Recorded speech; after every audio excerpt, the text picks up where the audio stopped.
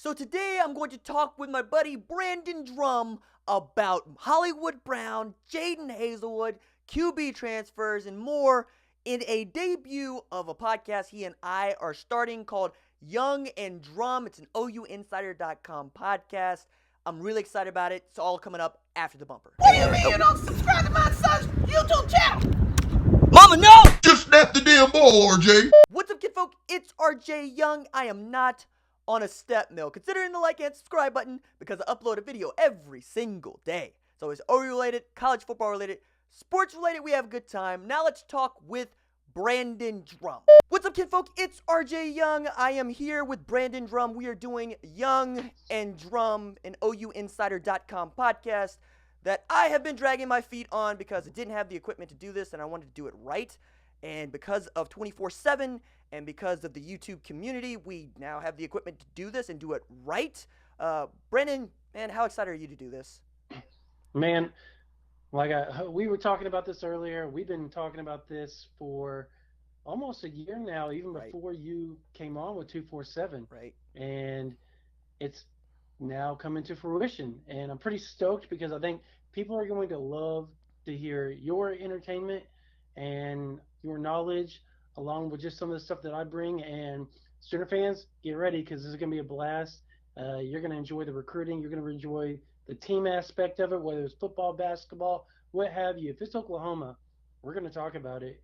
And you all are going to probably enjoy listening to this every week, I hope. So come on with us and enjoy the ride because it's something new. We're trying.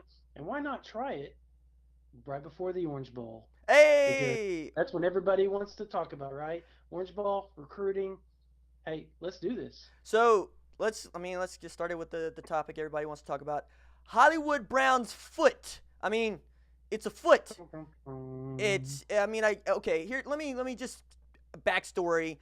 We all know that the man hurt his foot off and on, and then he hurt it really badly in the Texas game, so much so that he was on crutches to start the fourth quarter. It's tied 27, and then Oklahoma gets the win. And immediately, the speculation becomes, yo, is Hollywood going to play in the Orange Bowl? And I'm going, yeah, dude, he's probably going to play. Well, I don't know. He's on crutches, and he's in a boot. Brandon, what do you know, dude? Well, look, it doesn't look good. It didn't look good. I mean, he was crying on the sidelines, distressed. But after the game, I kind of walked up to him and said, hey, man, how you feeling? He said, dude, I'm good. Don't worry about it. So do you believe him? I do. Okay. I do. He was walking around pretty good in that boot. I mean, he wasn't really using the crutches all too much on the field after the game. So I took that as they were being really cautious with him. They kind of felt they had the game in hand at that point. They were up by 2 touchdowns. So they kind of thought, hey, let's go ahead and get him start to rehab during the game. I assume that's the case. But people I've talked to here of late said, look, man, this guy, he's playing 5 miles from where he grew up. I mean, why you would have to cut his foot off? I mean, verbatim what I was told. You have to cut Hollywood's foot off for him not to play. Now the question becomes, how close to 100% is he? And that's where it gets dicey because you want a guy with his speed and just his burst and what he can do to a defense as far as stretching them out and causing them to have to play safeties completely different than they would without him in the game. That helps out the OU running game. So you need him at close to as 100% as you possibly can. He did last couple times that he was injured at least get 50 yards or more when he was hurt versus I think it was Oklahoma State. Who was the other game he was hurt against? He hurt against CCU, and he didn't do much after he got hurt. But the game following that, I think he had like 75 yards or something like that, or maybe 40 yards, and then 75 versus Kansas. That's right, 75 versus Kansas. So he had 40 yards versus Oklahoma State on 8 receptions, and then 75 on several receptions versus Kansas. And then West Virginia was the game where we saw, hey, I mean, this guy's 11 for 243, dog. Like, yeah, he went off. So I think he's a Blitnikoff winner if he doesn't get injured this year. Yeah. Okay. All right. Side note. Yeah. How this is a touchy subject. How the heck does the man not be a finalist? Like, okay, I said that this is Tylan Wallace's trophy. He won it. It's his. You know, I mean, nearly 1,400 yards receiving, had the best season of any FBS player, major FBS player, power conference wide receiver that we had, right? Andy Isabella should have been a finalist. We all know this, UMass dude. If for no other reason than he had, I think 200 plus against Georgia. But Jerry Jeudy? What did Jerry Jeudy do this year, man? I mean, he was a no-show in the Georgia game, in the SEC championship game. He didn't have a double-digit reception game all season. And he basically, I would make the argument that Jalen Waddle is more important to Alabama's receiving core than Jerry Jeudy is. I just don't get him being a finalist and then him winning the award. What are they watching? What are they looking at? I don't get it either. I don't understand how Jerry Jeudy could possibly be in there.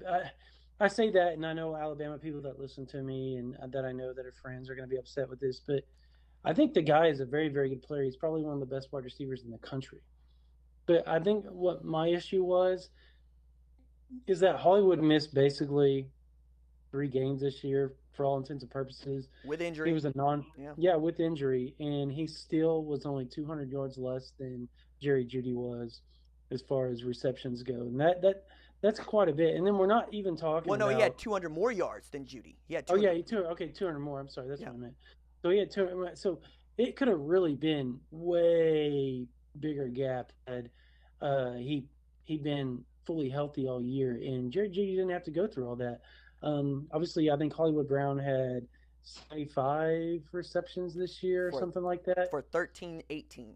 Yeah, and I think Jeudy actually had 20 less receptions. Right, and I think he only had like a couple more touchdowns. Exactly. So, I mean, there's an argument to be made, I guess, when you look at it, because a lot of it balances out. But I'm sorry, not having Marquise Brown in there was just, and you can make a argument that CeeDee Lamb deserved to be at least in the discussions. He wasn't even a semifinalist, right? Which I thought was really, really odd. No, I mean that's his trophy next year. If Tylan Wallace doesn't have the same season that he had, I could see CD having the kind of season that Hollywood had plus some, because I believe his upside is just more because he's a bigger guy. He might not be nearly as fast, but he's fast enough, and he's able to go make the kind of contested grabs that his length allows for. Right. But getting back to Jeudy and Brown, to just close that out, man, it's not even the best player won the award. It's not even the best wide receiver on the best team. Like I said, Waddle and Ruggs, I see more out of those dudes as threats than I do out of Jerry Jeudy, who's a possession guy, and I get it, but I was we say that, and then he's going to blow Oklahoma away. We'll see. I mean, let's keep talking about wideouts and move on to another wideout that everybody wants to talk to right now and talk about right now. 5-star wide receiver Jadon Haselwood out of Cedar Grove in Georgia. What that dude is going to do might be the worst open secret in recruiting today, but then again, nobody really knows. The people say, right? I say people say. It's like, nah, he's really still interested in Georgia. Okay, well, all the crystal balls are going to Oklahoma. So, I mean, just what do you think here? It's Oklahoma. Okay. I mean, I put in my crystal ball long before everybody else because of what I was told. I'm not gonna get into all those details, but if it's not Oklahoma, I will be probably. I would say that the chances of it not being Oklahoma are as good as me getting on a spaceship and going to the moon in my lifetime. All right, Brandon Drumm, Elon Musk, let's go. Yeah. Go ahead and ruin that for everybody. No, right, no. I mean, but also, let's just think about the dream for OU fans, which is you'd have Theo Weiss, you'd have Trajan Bridges, and you'd have Jadon Haselwood, also with Austin Stogner in the slot, Spencer Rattler spinning it. This is 2021, 2022, maybe, if these kids are still here in 4 years. But that's just a ridiculous attack that you have there. And also, more to the point, that's a lot of pressure for them, because I keep trying to tell folks, it's like the Buki thing. Everybody was very excited about him. He didn't have an outstanding year, but he played like a true freshman who was starting at a position he never played before. What's it like, you think, for these kids to know that all of this pressure is going to be on them already, and even when they land, if they land, Jadon Haselwood, you're going to have to live up to an expectation that almost seems unfair. Yeah, it is unfair, but at the same time, these guys know what they're stepping in. They've been dealing with this type of pressure their whole life, as far as having to live up to the expectations. Because it's not like they just snapped their fingers and they were a 5-star. They've been the superstar probably the majority of their lifetime, Right. and it's something they've known they've had to live up to. Now the pressure keeps getting exceedingly harder and more on them because of just the amount of people that know them and the notoriety that is being placed on them. So we're going to get a kind of a litmus test, if you will, of just what to expect out of some of these guys during the All-Star Week, where the Under Armour game and the Adidas All-American Bowl are going on in San Antonio and in Orlando. So it's we'll get to see what they do against some of the better players in the country, but at the same time, yeah, that doesn't really pale in comparison to what they're going to go against with these seasoned vets at the college level and Division I level. You're talking about going from everybody their age to playing against 22-year-old men that really are going to be able to be more physical and know a lot more of the intricacies of the game. And it's just going to be an adjustment period for them. That's what people have to understand. There is always an adjustment period unless you're Adrian Peterson who is an actual alien.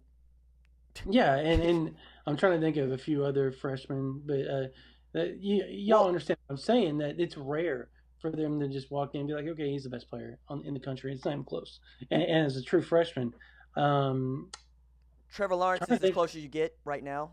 Yeah, Trevor Lawrence is up there. Who was another true freshman that just really was just out of this world? I mean, I would say Tua Tagovailoa coming in the second half Yeah, of the national title game. that's very true. Tua's up there. But it's something you see with quarterbacks more than you see with any other position. Absolutely. Yes, right? Yeah. And that's kind of what I was getting at. I also want to talk a bit about Tommy Harris. Well, I mean, that's a defensive tackle, and we could have another podcast, another discussion about defensive tackles and what they can do. But transfer talk, right? Now, the quarterback situation for Oklahoma, for all intents and purposes, you're going to have a QB battle. And you would assume that Austin Kendall is the leader for that job. But Jalen Hurts, hasn't even put his name in the transfer portal, but he's also being talked about as a guy who could transfer to Maryland or Oklahoma or who knows what, because his name's not in the portal. Yeah. And then there's Justin Fields, who's put his name in the portal and is going to probably transfer unless something drastic happens at Georgia. And this is a guy who's been linked to Ohio State and Oklahoma. So, real quick, who do you think is the starter for Oklahoma next season? Jalen Hurts. Oh, yeah, that's why I feel is going to be the starter. Wow.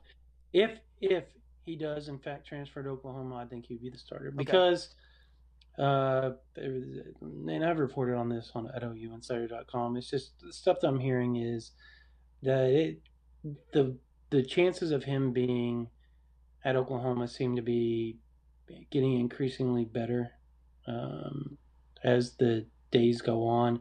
Now, if Oklahoma, it's not a done deal. Okay, so don't read me wrong, people, because I think Mike Locksley at Maryland, the offensive coordinator at Alabama, is going to have some say in it. But I think his dad would like him at Oklahoma, and he's a high school football coach down in the Houston area, head football coach. So it's not like it probably hasn't been talked about through back channels, I'm sure. And I think that it's just one of those things where just how they've handled the rest of the situation is with class. They're just going to wait until after the season's over to put out, because why be a distraction for the team when they can just go ahead and handle things probably behind the scenes a little bit and go ahead and kind of lock down where they want to go, or at least pick their choices of where they want to visit real quick and make them a day or two visits each, and then sign where they want to go. Or if he wants to sit behind Tua, go for it. I think that comes to play. Now the shocking thing would be is if he goes out there and wins a national title for him this year because Tua's not healthy. I mean, there would be a competition then, but does he want to go through another competition, or does he want to go to a place where he's going to walk in, be the starter, and have the athletes around him to possibly challenge for a national title? And that's Oklahoma. Now, I know you and I talked about off the air about some of the stuff with Austin Kendall, and there is a growing kind of, there's growing talk. Let me throw this in there. When they were both being recruited in 2016, the guy who was a spot above Jalen Hurts in the recruiting rankings is Austin Kendall.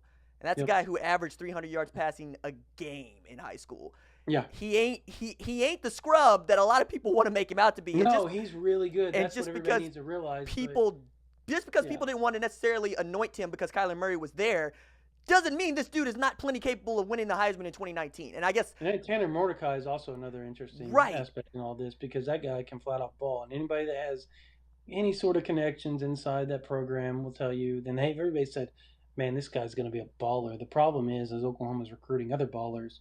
So if Tanner Mordecai or Austin Kendall were at any other university outside of a select few, they would be the starters right now. I mean, they're that good. And that's something you really have to think about if you're Austin Kendall. We are going to tease everybody and cut this short because, well, if you like it, let us know that you want it to be longer. Let us know what you want it to be exactly. It's basically going to be me and Brandon chopping it up like we are just now. I'm going to throw stuff at him. He's going to throw stuff at me. We're going to have a very good time with this. But, Brandon, dude, Merry Christmas to you. And you and yours, have fun down there at the Orange Bowl. We will catch up when you get to Miami. We'll do another one of these. Yes, sir. Another one of these podcasts. We hope to do these regularly. I'm going to stay on Brandon's behind. He's going to stay on mine. We're going to make sure that we do this. We're going to do it right. I'm so excited about this, dude. Can't wait to do it again.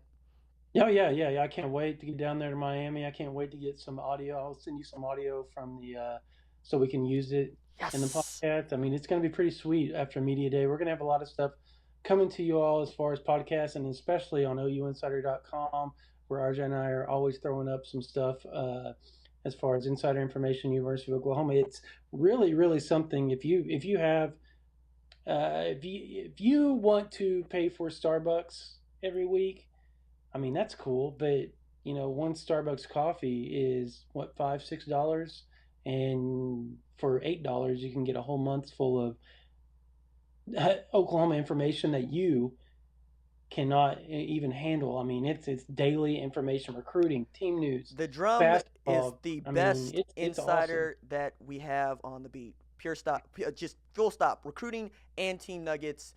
This dude is the best I've ever seen at doing it. And to piggyback on the whole Starbucks argument, I keep telling folks, yeah, man, no problem. But I keep telling folks, look, it ain't just our board. It's every 24/7 board, every single one. You can go there and you can read the insider information at other places. That annual, for sure. We're like doing a big plug here, but hey, man, it's Christmas time, and if you want to give a good Christmas gift to your loved one that is a diehard Oklahoma fan, give them that annual sub to 247, where they can go chop it up with and talk trash to all these other schools. Because if you do that annual sub, you can go and comment on every 24/7. Now the $8 one gets you exclusively Oklahoma, and you talk with 3,000 plus other Oklahoma fans that are just as diehard as you, and along with getting all the information every day that we throw out to you, whether it's recruiting, team news, injuries, coaching changes, and that defensive coordinator change. That's going to be a fun one to follow. Hey, and I was about to say, we've been on it. We it's been big time. All right, brother. Well, I'm going to let you go. I'm going to let you get packed, ready to go, and I will talk to you soon. All right. Hey, have a Merry Christmas, RJ. Have a Merry Christmas, Oklahoma fans. Hope y'all enjoy the podcast for sure. Very cool. All right, that's it for me. Deuces.